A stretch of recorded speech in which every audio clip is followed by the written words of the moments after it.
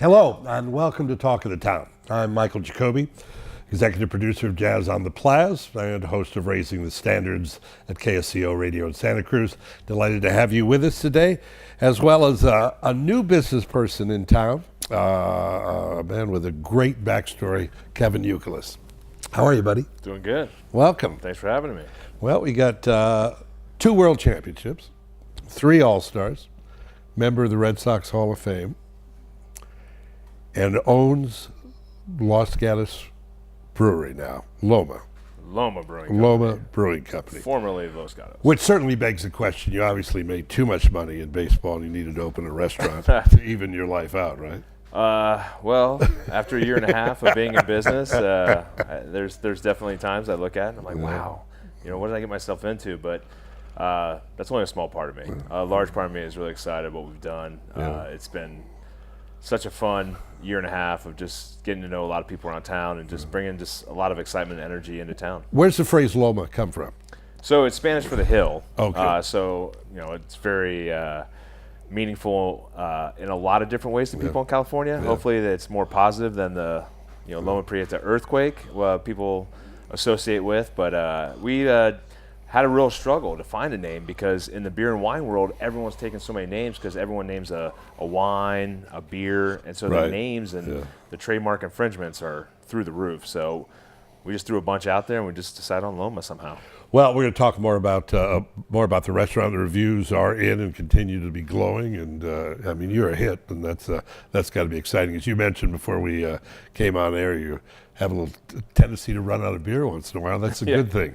Yeah, we struggled with our Appeasement IPA is our best seller, and we sell growlers and stuff like that. So it's a little hard when the batches get a little low and not being able to allow people to take the growlers off site. So that's a tough dynamic sometimes because people really enjoy taking our beer out of Loma and having it at home with their friends, and we really enjoy that too. For the advertising part of that, there's nothing better than having your beer going out and new people trying it and wanting to come in and see the place for themselves. Well, when we had to choose between putting a picture of Fenway Park behind us and putting a picture of the restaurant and pointing out with the restaurant where you are in your career right now, we're delighted. Yeah. We could talk stats. I want to talk some baseball, but if you're looking for stats for Kevin, get his baseball card and look at the back. I want to talk a little bit about heart and a little bit about faith. And I open that by asking you, Yom Kippur 2004, how did you spend it? Wow, that was a tough one. So I think we were playing that day, but I didn't play. I never. You chose not to. Yeah, it's kind of one of those things where if Yom Kippur was in the World Series, I would definitely have gone to synagogue and asked a lot of people. And I know the rabbis of Boston would have said, you're playing today. Yeah. So I was always in good faith where the rabbis of Boston would have my back.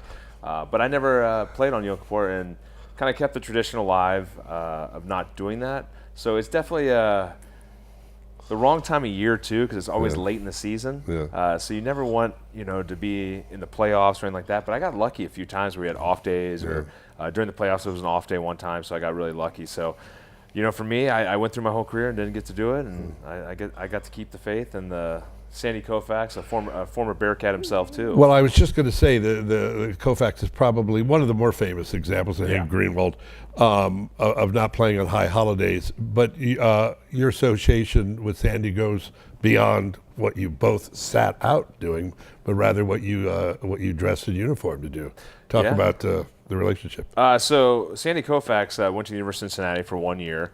He actually went there for basketball. And back then, they had a freshman, JV, and varsity team, and he was on the freshman basketball team. Well, the freshman basketball coach was the head baseball coach. So one winter, they're playing around, throwing the baseball, just goofing around, and the coach sees it, and he's like, whoa.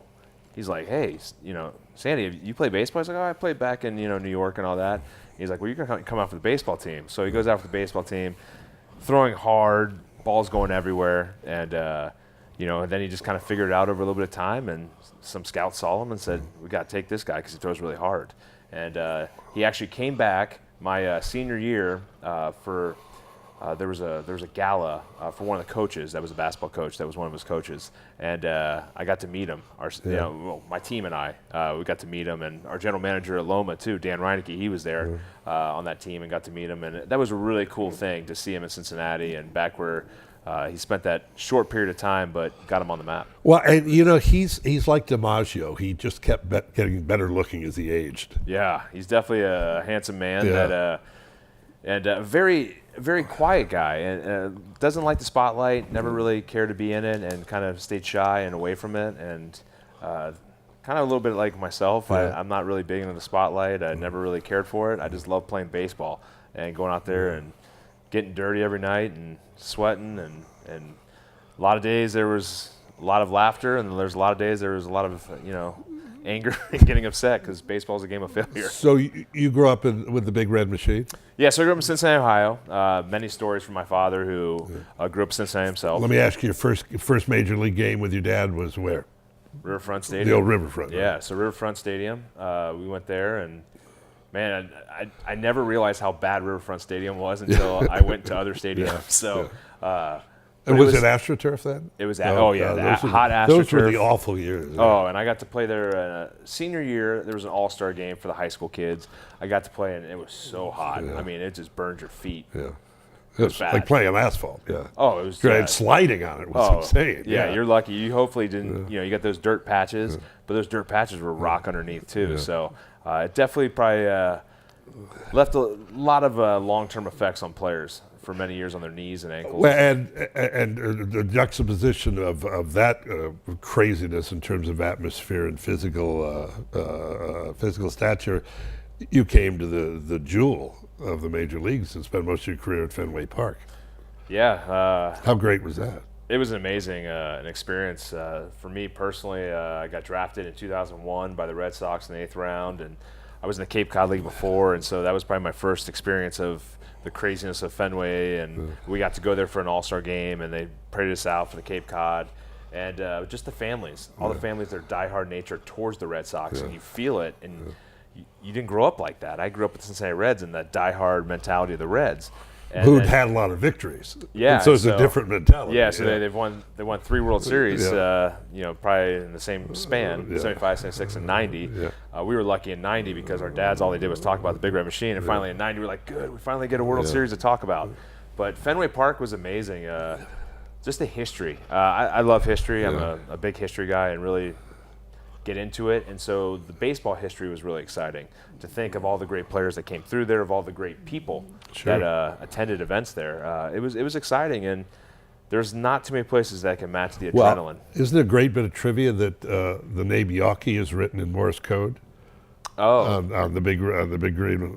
There's so much history within that park, and I think the Yawkey thing, they're trying to kind of get out in a little way, but it's funny, the Yawkey Way is still there, and deservedly so for the amount of time and energy they put into that place. But there's definitely a little discrepancy there with trying to figure out how they're going to move forward with that. Well, we alluded to 2004 and your Yom Kippur experience.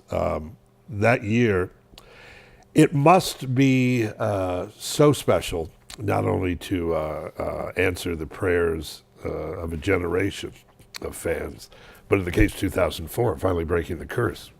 100 years of fans. Yeah, I always joked around. It only took me at one season. I don't know what they're talking about. So, the emotional feeling that you saw people have after we won, or just the leading up to, and the heartbreak of the year before, and is this the year? And the year before. Yeah, and then I got called up in May of the season, so. I was just on cloud 9 myself, just being a rookie. So went through all that, and then just some of the best veteran teammates I've ever been around in my life. And just, I'll never forget that flight in. We took that flight in from St. Louis and got off, and it was like the U2 video, The Streets Have No Name, where people stop their car and they start walking. And that was the same thing we saw. It was just people stopped their car and just cheered us on. And it was really, really a special moment. Well, there was... I remember seeing a little film, and I'll try to tell this without becoming verklempt on it, but about at the end when you guys won, a guy wanted to tell his dad, and he was climbing over the wall to the cemetery. Oh to be with his dad. Excuse me. And cop came up to him, and the guy said, like, here I'm a grown man crawling over a wall. And the cop said, don't worry about it. I'm just trying to keep traffic going. He says, look in there. And there were candles everywhere. Yeah, people really, the story the week after was this, it was so heartfelt. And it was just, when I played baseball individually, it was just to play it as hard as I can and play for my teammates. And you don't realize, because in the minor leagues, you go to different teams, you go to different cities. But once you get to that major league team, you realize like how big it is for people. And for me, I think that was one of the greatest moments of my life, is realizing that these people will have your back through the thick and the thin. And as long as you go out there and play as hard as you can, Boston fans, they'll love you for the whole time. I hate to think it, but the fact that you won it away and you did it in 4 games was a little anticlimactic. Yeah, some people. You had to want to win it at home. Yeah, and you never did, which is too bad. Yeah, we didn't get to do it. 2013 they did it. Yeah. So that was kind of cool for the fans, but they were kind of over it after that, right? It's just like, Stephen King stayed home. Yeah, right. Everyone's like, we've been through this, done this, but that was the coolest thing about 2013 for him. But yeah, we swept. So I've never lost a World Series game. No. Good for you. I guess as the Cubs, working for the Cubs, and got a World Series ring with them, being a We're going to talk a little bit about that, and we're going to also talk about the restaurant. We're talking with Kevin Youkilis. Quick note about our good friends and sponsors, O'Connor Hospital, a part of Verity Health. We're delighted that they're back with us again this year, and we thank them, and we'll take a quick break and we'll be back with Kevin. At O'Connor Hospital, we're restoring health together, step by step, together. Because care is better together. O'Connor, together in health. At O'Connor Hospital, we're shortening your wait time. Because in an emergency, every minute counts. This is our commitment to you. O'Connor Hospital, together in health. And we are back. You're with Kevin Youkilis. Your relationship to New England is not only strong with a baseball background, but at family dinners, there's a relationship there too as well, right? Yeah, my brother-in-law is Tom Brady, so I always joke around that I'm no longer relevant in Boston sports when we walk in the room together, but he's had an amazing career. And if he could catch as well as he could throw, oh yeah, I would have made a little money in that game. Yeah, but you can't throw the ball like that. You can't throw it. I always tell people, they're like, oh, it's so easy to catch. I'm like, you can't throw the ball over the receiver's head. No. You got to get it with their eyes. That's exactly right. And that's why Tommy's so good. He tries not to throw it over their head.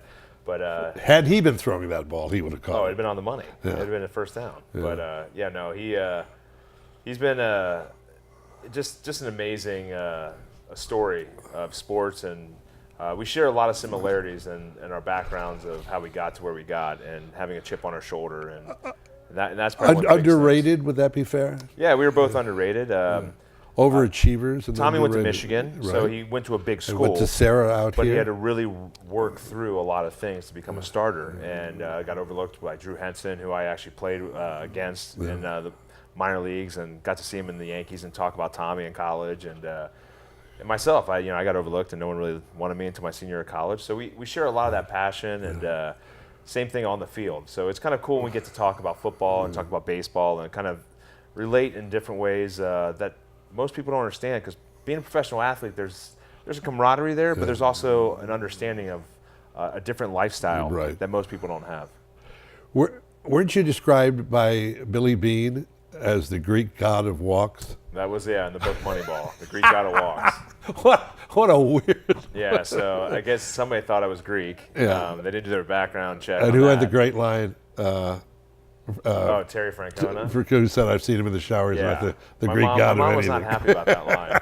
Some of the teammates were not happy about the line. And Tito actually, he jokes about it, so he's like, man, I probably shouldn't have said that. Yeah, now that I I'm think don't about worry. it. No one will ever remember that one, right? Yeah. And now I'm getting asked about it, right? But you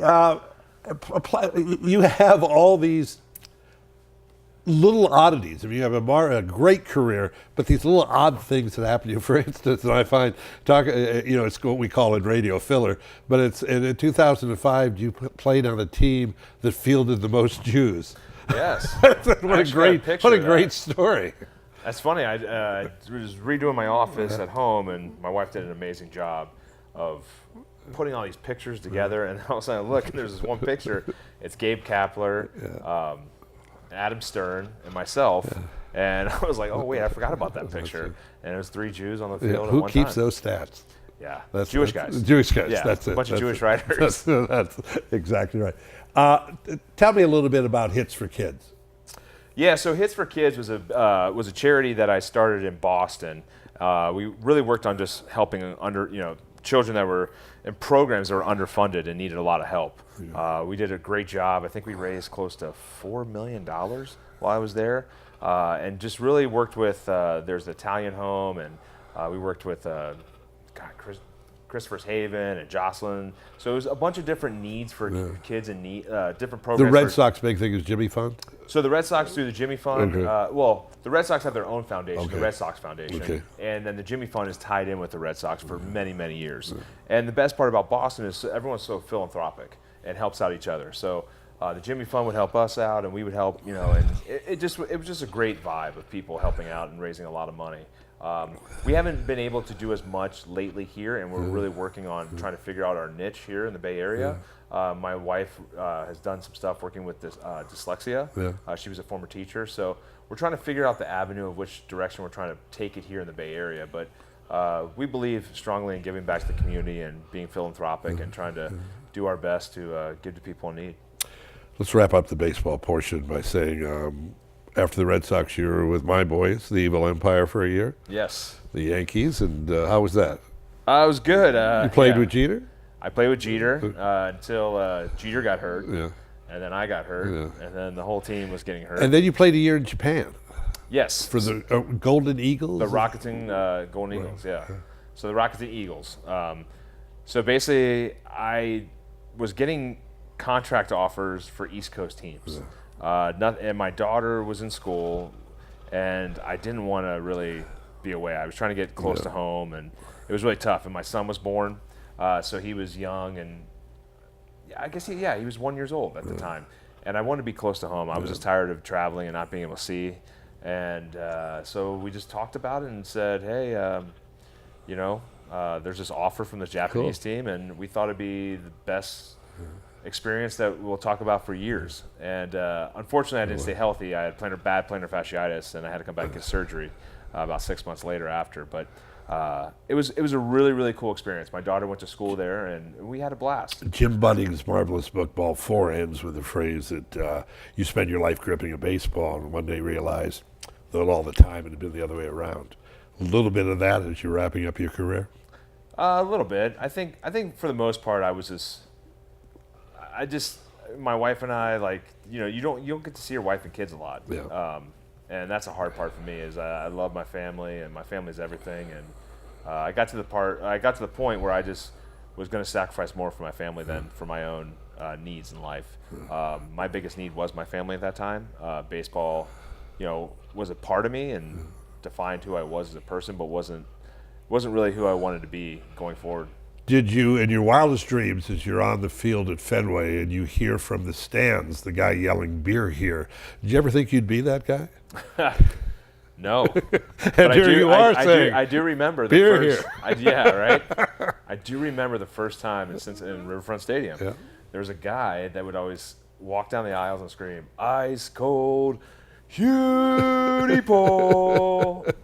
And it stuck in my head for so many years, and probably every kid from Cincinnati's, Hughie Pole beer was this beer they served there. It probably wasn't that good, but that's my fondest memory of remembering a beer guy. Now, in opening Loma, did you go through the amateur stage of making beer yourself to start with? I mean, did you get fascinated with the whole process? I only homebrewed once. Okay. In Boston. Realized you weren't going to make a living at it. Yeah, I knew one thing in life. You always leave it up to expertise. Okay. Like the people with the highest expertise in something, get them. It's like in baseball, it's like I'm going to get the best first baseman. I'm going to get this guy. I'm going to get all these players that are the best. And you have a terrific brewer. Yeah, Warren Billups is an amazing brewer, and Brogan Hunter is our assistant brewer, and they're both phenomenal. Brogan's actually been stepping up and being able to fill in and brew some beers on her own, and Warren does a great job. And we just had a great meeting about talking about different beer styles and trying to get it going forward, and adding different beer styles that we haven't seen before, and just expanding our horizons. Well, it must get it's a little daunting from a marketing standpoint, having taken over a location that was what you're doing to a certain extent. So there's memories, and it's a total re-education, which you've done a marvelous job doing. By the way. Thank you. We've definitely run into some. I actually kept a postcard that said, "You've ruined this place." Yeah. I've kept a couple other things because that, for me, that just people don't understand. Like the more you do that, it was kind of like me in baseball. You can't play at the major leagues. You can't do this. I'm like, okay. So I'm going to prove to you that this is going to work. So we had a little kickback from people that really love the Los Gatos Brewing Company. And we're just slowly trying to get past that, and people are doing a really good job of getting past it and understanding that we're different. And you did some very smart things by changing the floor, closing the door, making it a different experience to walk in. That's a big deal. We felt that that's the only way to do it, because if you don't change the atmosphere and the culture and everything in there, people will always relate it back and always keep going back. We have people walk in all the time that haven't been back. Yeah.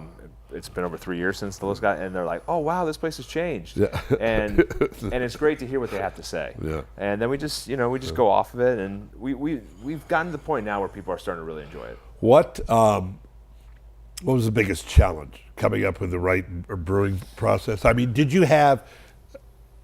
were you where you wanted to be from a flavor wise when you opened, or was it a process? The beer quality was good. Okay. It was definitely good. Warren did a great job, but he knew that he had to tweak things here and there. So I think the biggest thing is just adapting. Yeah. You got to adapt and evolve with the people in your town. And it's Los Gatos, right? It's like, as they say, it's Chinatown. Los Gatos is a different It's a different animal at time. Yeah. You definitely have people that aren't scared to tell you how they feel. Yeah. Which is a good thing, though, and when you're in business, because you want to know what the people have to say. I always say you can come talk to us before you go on Yelp. Yeah. Please come talk to us. We love communication. Come to a manager if there's a complaint. Yelp is not the best way to complain. So I think the hardest part was, for me personally, is letting the ego go and the pride a lot of times, because you're just like, man, I don't think people really understand how hard this is to open a restaurant, or how hard it is to operate a restaurant. And usually it's the people that never worked in a restaurant that are the ones that are the hardest critics, but it's also the people that work in the restaurants that are really hard critics too. But I think that was probably the hardest part, is getting past that and saying, it's okay. Don't look at the positives. There's always going to be negatives, but there's so many good things that are happening here that you have to really hold on to those. Somebody comes in for the first time. If you recommend one meal, one dish. I know you love them all.